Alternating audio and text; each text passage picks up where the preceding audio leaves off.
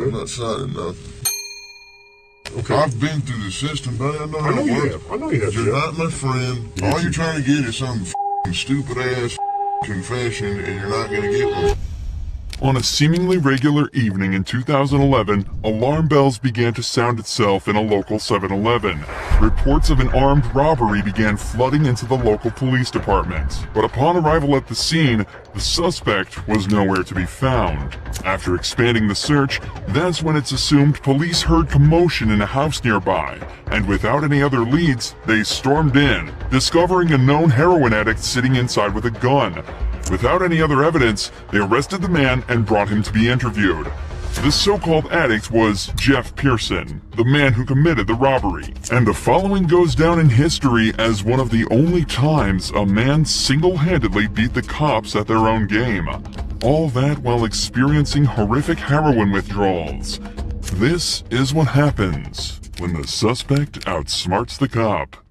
The next 24 hours were captured on police cameras within the interview room, but conversely to most footage similar to this, it was originally uploaded to the suspect's own YouTube channel on the 25th of September 2011. This is the first sign of what makes Jeff a cult figure and a legend within the interrogation community. Jeff was held in police custody for almost an entire day, but all of the footage from the 3 interrogation sessions held barely 15 minutes. Given that robbery and arrest took place within the state of Georgia, the usual minimum sentence would be around 10 years imprisonment, ranging up to a maximum of life without parole. But it would transpire that Jeff wouldn't end up doing a minute of this time, and instead of serving multiple decades behind bars, he spent a day being served drinks and candy while delivering a masterclass in what to do while in police custody. The following footage shows us in stunning detail what methods the cops will try on you, and how to dodge them like an absolute pro. The footage starts with Jeff handcuffed in a small windowless room dressed in prison scrubs.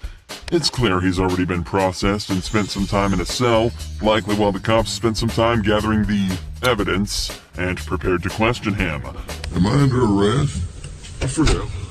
I'm under arrest? Yeah, I'll explain everything, but before I explain myself to you, before we talk to each other, I need to read your rights, okay? What am I under arrest for? Well, like I said, I need to read your rights first. Obviously, the charge is robbery, okay? Jeff immediately opens by asking if he's under arrest and on what grounds. From the first moment, it's evident that Jeff has done his research, as this is exactly what you should be doing in this situation. From here, there are 2 options.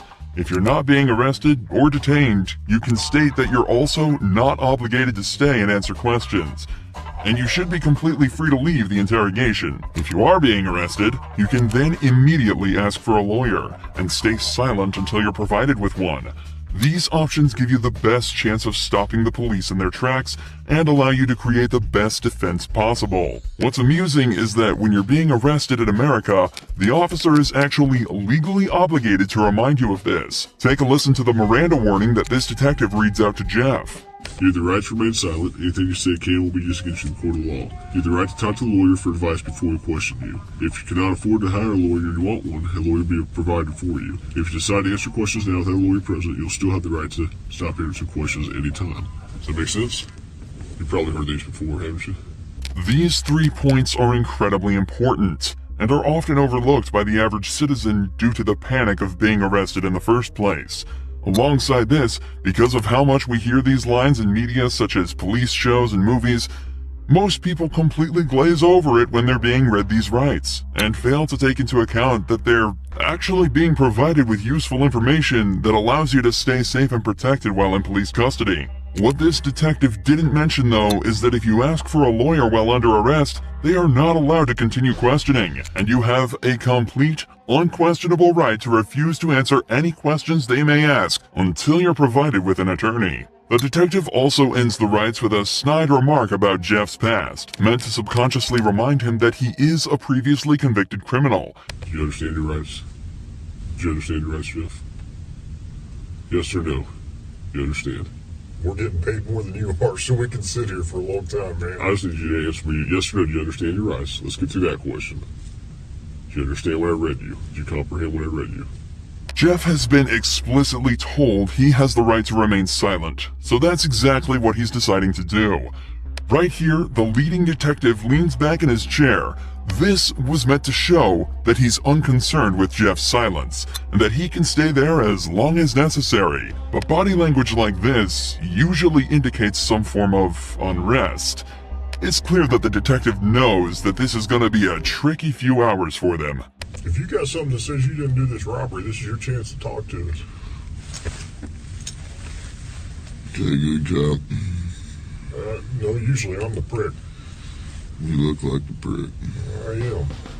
If it's dominance we're talking about, Jeff just took everything the cops had and dumped it in that garbage can. I'm not asking if you want to talk to me at this point. I just want to understand what I read to you. So am I under arrest? Yes, you're under arrest. I'm getting back to the cell. I don't talk to you motherfuckers. Okay, there you go. In this first round of interrogation, Jeff exhibited exactly the correct behavior given his current circumstances. He knows the cops have nothing on him. They wouldn't be there talking to him in the first place if they did, so he stays silent. And so it's off back to his cell he goes. But 2 hours later, he's brought back to the same room for round 2. You want a Coke? You gonna be able to pop it open or you need me to? I need methadone. You need methadone? Yeah, you guys need me that methadone? I don't have any. Do you have medication for it, or a prescription for it? Or? What do you need methadone for? Cause I'm a fucking junkie and you guys, I can't get no methadone. I'm gonna go through withdrawal here in a minute. A can of soda is all Jeff requested before he returned to the interrogation room, but he immediately mentions the withdrawals that he's likely already starting to feel. However, methadone, the drug Jeff asked for at the start of this conversation, can be used to significantly reduce the effects of the withdrawal. It can even reduce the cravings he's also probably been experiencing for the entire time he's been in police custody. How long you been using heroin? Long time, buddy. 10 years? 15 years? I hardly been alive that long. What are you trying to talk to me about here? Talk to you about what happened last night. Look, here's the deal. Either you're in a bad set of circumstances or you went and committed an armed robbery last night. Yeah, I'm in a shitty, wrong place at wrong time, obviously. I didn't commit no fucking armed robbery. All right, then let's talk about this. Let's I not keep up don't the talk to the police, man.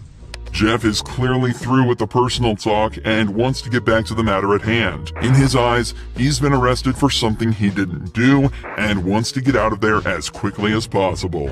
Okay. I've been through the system, man. I know I how know it you works. have. I know you have, You're Jeff. not my friend. I'm not your friend. You're trying to fucking get me, or you're No, trying I'm not trying to get all you. you're trying to get is some fucking stupid ass fucking confession, and you're not gonna get one. Jeff, I'm not going to get a confession out of you for nothing. Exactly, because I And didn't I'm do not trying to nothing. get a confession out of you. Okay, and I'm gonna tell you, I didn't commit no armed robbery, and y'all ain't got no fucking evidence saying I did. Let me go. All you do is find me sitting in my buddy's house because my fucking buddy's dog's going ape shit. I go outside, there are cops everywhere, and they spotlight me. They say, "Come here."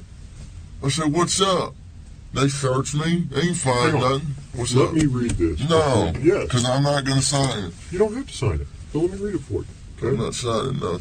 You don't have to sign it. The irony of this cop saying he's not trying to get Jeff while he has him handcuffed in an interrogation room questioning him is very amusing. But even through all this, every part of what Jeff said here is so perfect it almost sounds rehearsed. It's an incredible display of personal legal defense, and is even more impressive when you layer it with the fact that Jeff is almost definitely starting to experience withdrawals. I also want to highlight the point Jeff made about how cops are simply trying to force a confession out of him.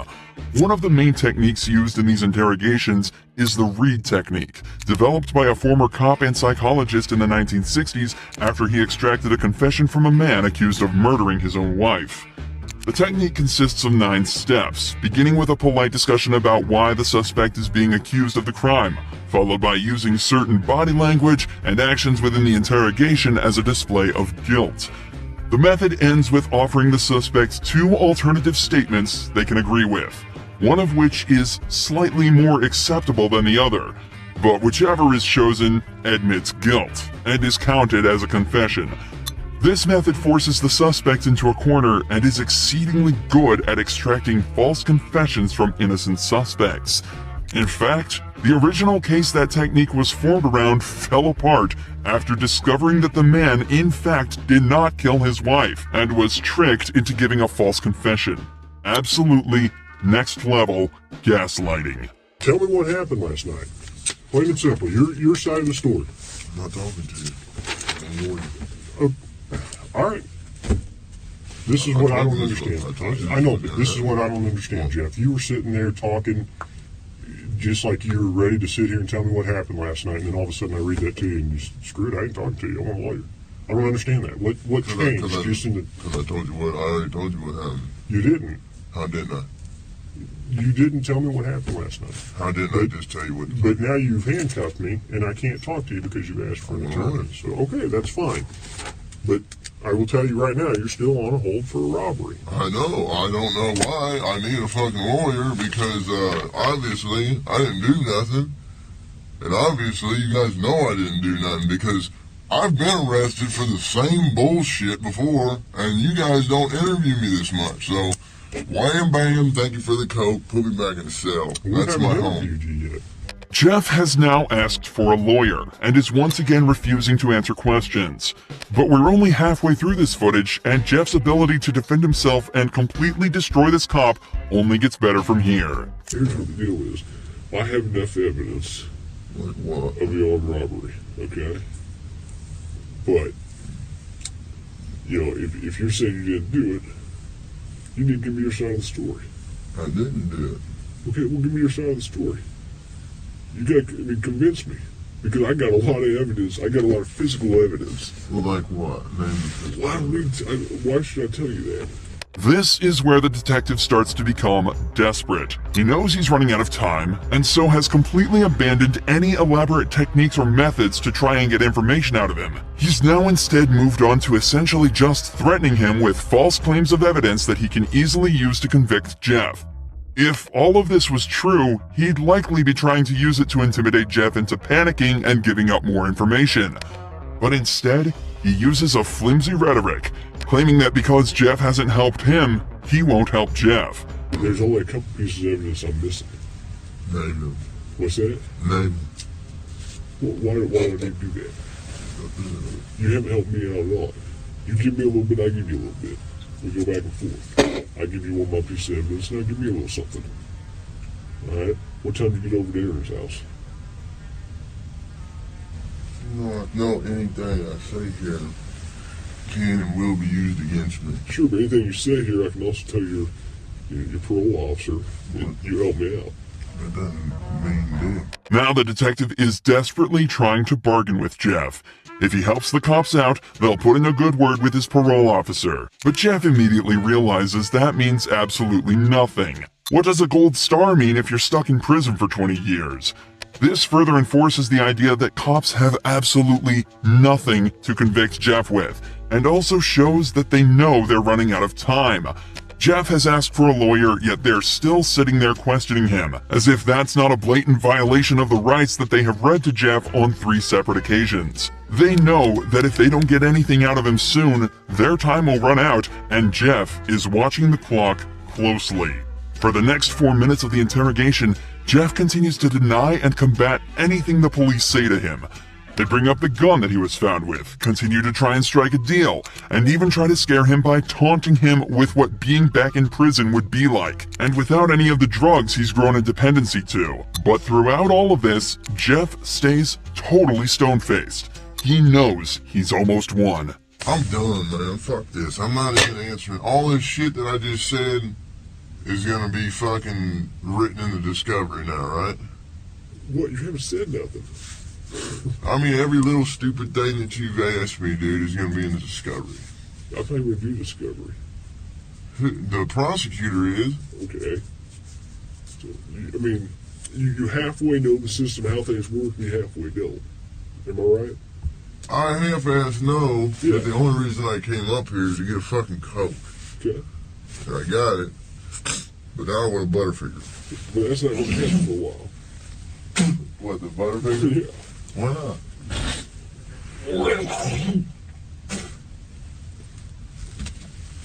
I need to go to the hospital. I'm coughing up blood. Let's go to the hospital. For the last few hours, the police have been questioning a man who is clearly in pain, denying him access to the legal prescription drug that would help him deal with his issues, and questioning him repeatedly on a crime for which they had no evidence for. All the while, Jeff dealt with this as casually as possible, asking for sodas and chocolate bars. Jeff knew misspeaking at any point could lead him down a slippery slope, so he exerted his rights in the perfect way, and 12 hours later, it's recorded that he was released from custody and sent on his merry way. It's also reported that from here, Jeff began to turn his life around. He's off heroin and now spends his time uploading to the same YouTube channel the footage from this video was uploaded to. He makes music and even gives extra tips on how to avoid the police's tricks.